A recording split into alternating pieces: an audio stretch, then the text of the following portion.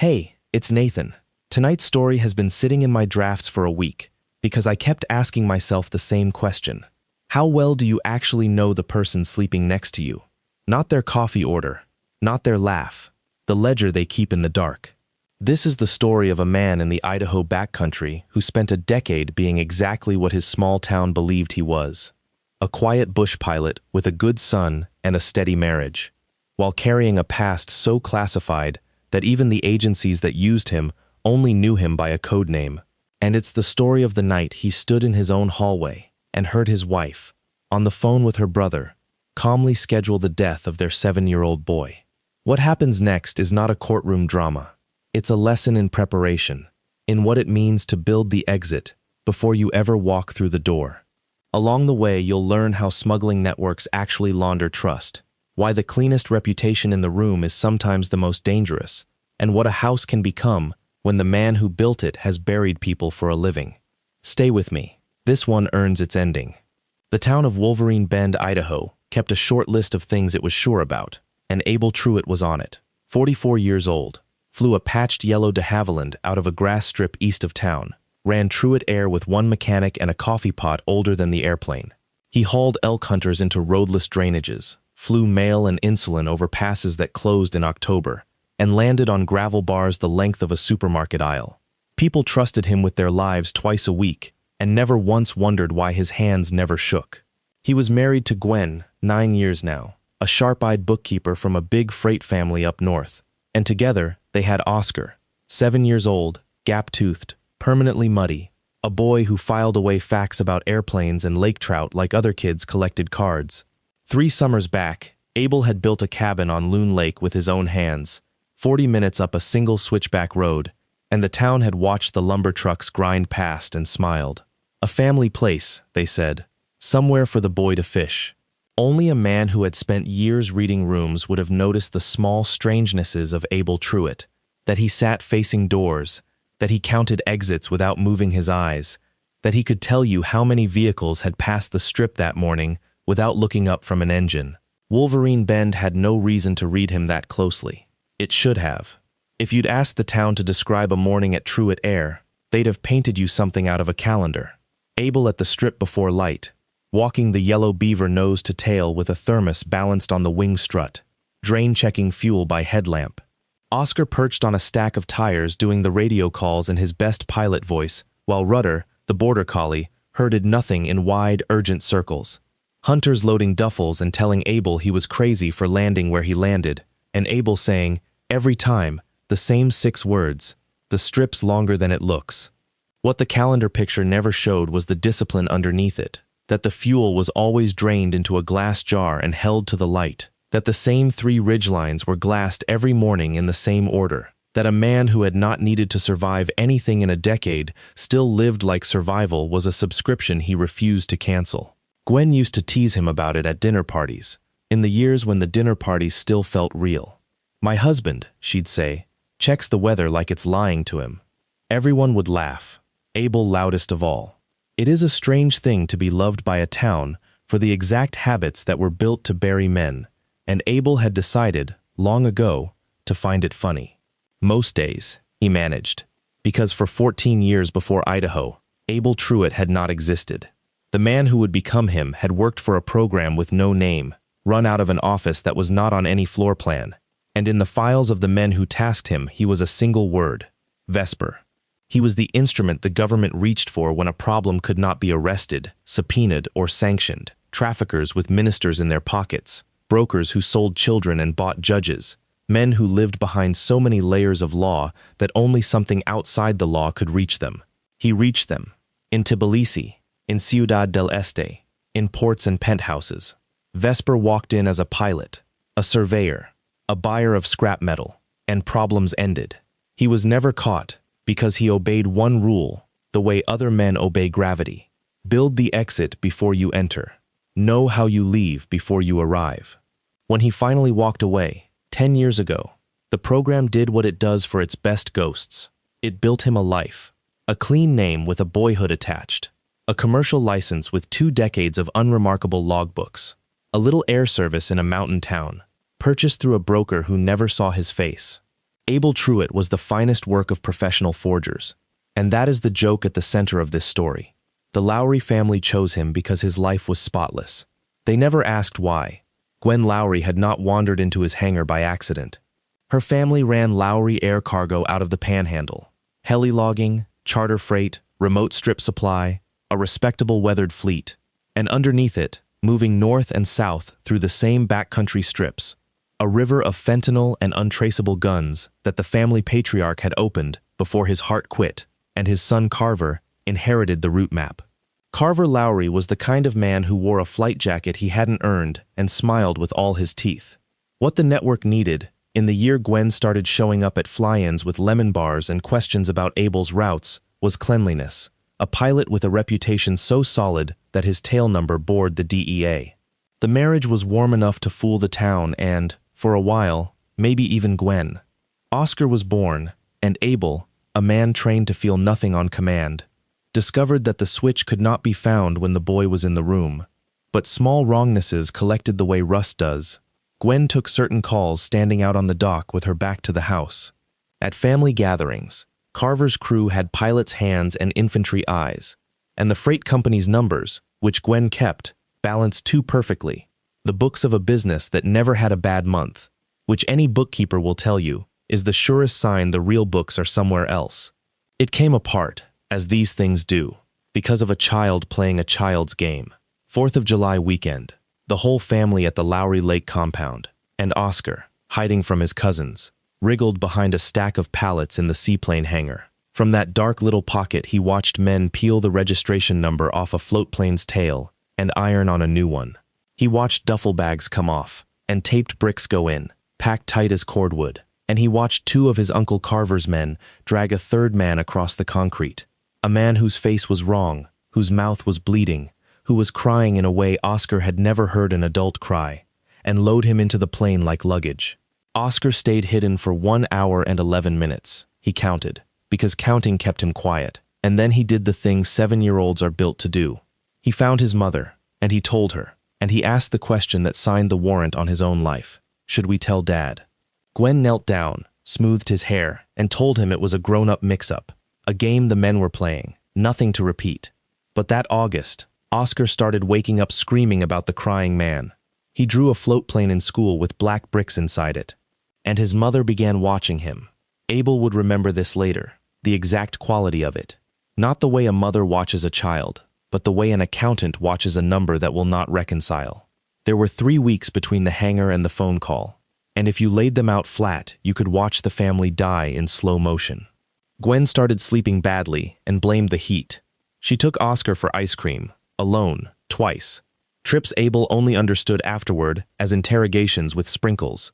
A mother measuring exactly how much her son remembered, and exactly how well he could keep it inside. Carver called the house more in those 3 weeks than he had in 3 years, and twice Abel picked up to a silence that listened back for a moment, before the line went friendly.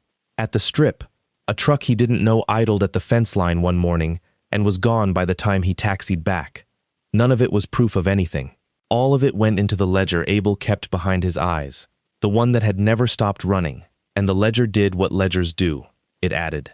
Later, people would ask him if he'd suspected the truth. No, he'd say. The truth was worse than anything I let myself write down. I thought her family was using my routes. I was ready to be angry about freight. Nobody sane budgets for the other thing.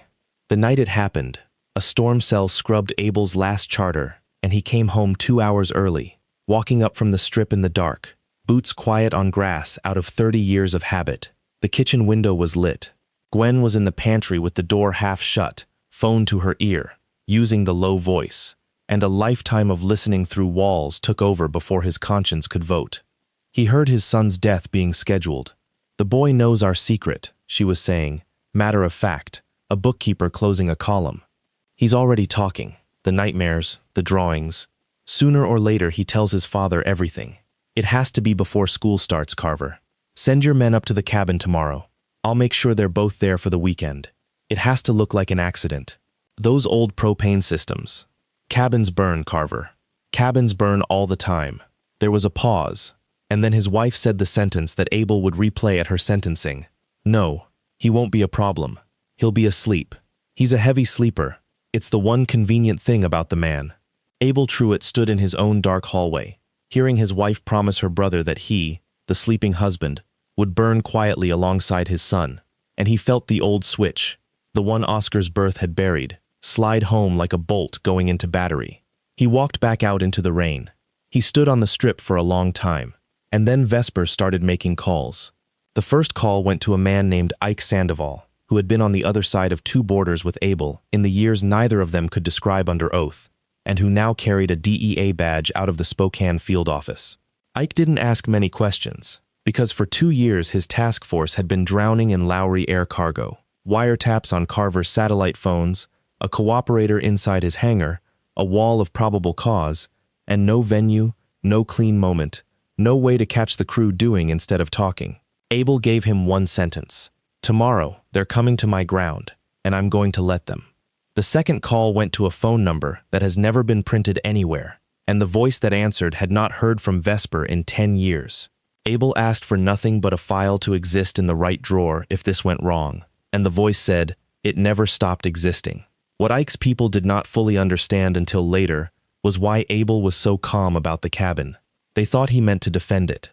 They did not know what it was, because in the second year of his marriage, a face from the old life had walked into the Wolverine Bend diner.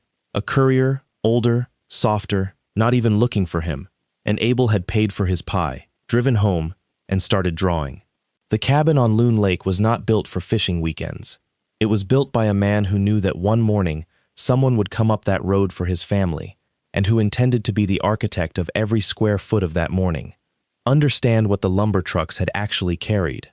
The cabin's walls were log outside and cold-rolled steel core inside, rated past anything a rifle carries into the woods. The porch boards on the north approach were breakaway pine over a concrete well, 7 feet deep, smooth-sided. The great room funneled. Every hallway, every doorframe angled by degrees nobody would notice, so that a man clearing the house would be steered, room by room, into a kill box with steel shutters that dropped from recessed tracks at the press of a button under the floor. The propane system Gwen loved to complain about was a stage prop, isolable from a valve in the basement, its lines replumbed so the house could vent them harmlessly downhill. What the mudroom and kitchen could flood with, in 11 seconds, was the argon of an industrial fire suppression system, invisible, odorless, and profoundly uninterested in whether a man's lungs agree with it. There were cameras in the burl ends of logs, pressure plates under the gravel at the blind switchback, a cattle guard that was also a tire shredder, a repeater that could turn the whole drainage into a radio dead zone, and behind the pantry shelving, a fire-rated vault room with its own air, its own water, a cot, and a heavy door a boy could lock from inside. On Friday afternoon, Abel flew Oscar up early to fish, and by dusk, the boy and Rudder, his border collie, were in the vault with a sleeping bag, a screen full of cartoons, headphones, and instructions that this was the fort, and the game was staying in the fort, and Dad had never been more serious about a game. On the ridge across the water, Ike Sandoval's tactical team went prone in the huckleberries. Everyone settled in to wait for morning. Down in the valley, Gwen texted her brother a single word, clear. There was 1 hour, around midnight, that Abel would never put in any report. He sat on the vault room floor with his sleeping son's head against his shoulder and the dog's chin on his boot, and he let himself do the arithmetic he'd been outrunning all day. 9 years of breakfasts. The way Gwen had cried, actually cried, at Oscar's first haircut. He went looking through all of it for the moment he should have seen, and found instead something colder. There was no moment. She had been flawless, because she had been raised in a family where love was a cover identity, the same way he'd been built by a program where it was a liability. 2 professionals had married each other's legends. Only one of them had gone native. He tucked the sleeping bag under Oscar's chin, checked the vault's air scrubber a 4th time, and climbed the stairs into the dark house to wait for his in-laws' employees. Ike's voice came once through the earpiece, quiet as conscience. You good? And Abel, sitting in the loft with a rifle across his knees in a home he'd disguised as a dream, said the truest thing he'd said in 10 years. I'm working. They came at 5:42 gray trucks with 6 men and a 7th named Stroud who ran the crew. Ex-military contractors Carver kept on the books as hunting guides, men who had staged accidents before and slept fine. The cattle guard opened all 8 tires like envelopes at the blind switchback, and the truck slewed dead exactly where the road pinched between rock and water, precisely where a man on a ridge with a scope would want them stationary. Their radios found only static. The drainage had gone deaf at 4 a.m. Stroud, to his credit, smelled it. But his orders were a burning cabin by 7, so they walked in on foot through the gray light, and the house began to eat them. The first man up the north porch dropped through the pine boards into the well and broke both ankles on designed concrete. His screaming did valuable work on the other's nerves. 2 came through the mudroom, marking the propane line they'd come to loosen, and the argon took them mid-crouch. They were unconscious before they understood they were falling. Stroud and the last 2 made the great room, flashlights slicing, and the shutters came down around them like a verdict. Steel to the windows, steel to the doors, the room shrinking to a lit stage. From the dark of the loft, a voice they never located told them the house was sealed. The DEA held the ridge, and every word since the trucks was already on tape. One of them chose to send his muzzle up toward the voice, and became the only man to die on Loon Lake that morning. A single suppressed shot, ruled clean self-defense before the month was out. Stroud looked at the shutters, did the math he was hired to do, and laid his rifle on the floor. By 6:15 he was seated at Abel's kitchen table, on camera, trading Carver Lowry for a plea. Roots, strips, tail numbers, the compound hangar, and the name of the man Oscar had watched them load into a float plane. 11 miles north, Carver heard his cruise channel go silent and ran for his own float plane. But his chief pilot, Denny Osier, the cooperator who had been feeding Ike's wiretap for a year, the man who had refused to fly a hunting party at a 7-year-old, which is why they'd had to drive, had already handed the DEA his keys and his fuel logs. They arrested Carver on his own dock, barefoot, holding a satellite phone that was still recording. It's worth pausing on what the crew's own body cam, because contractors who stage accidents wear cameras for billing disputes, captured about those 9 minutes, since it became the spine of the government's case. It captured Stroud's voice going from bored to careful at the cattle guard. It captured a man screaming from inside a porch. It captured the exact sound a steel shutter makes when it ends an argument, which one juror later described as a filing cabinet closing on your whole life. And it captured the moment the crew understood the propane they had come to weaponize had been drained to vapor a day earlier, that the accident was never available, that they had driven 4 hours to stand inside another man's rehearsal. Prosecutors ran that clip twice. Defense attorneys objected to the second time, and the judge allowed it, and appellate lawyers can debate that ruling. But nobody in the room needed the replay.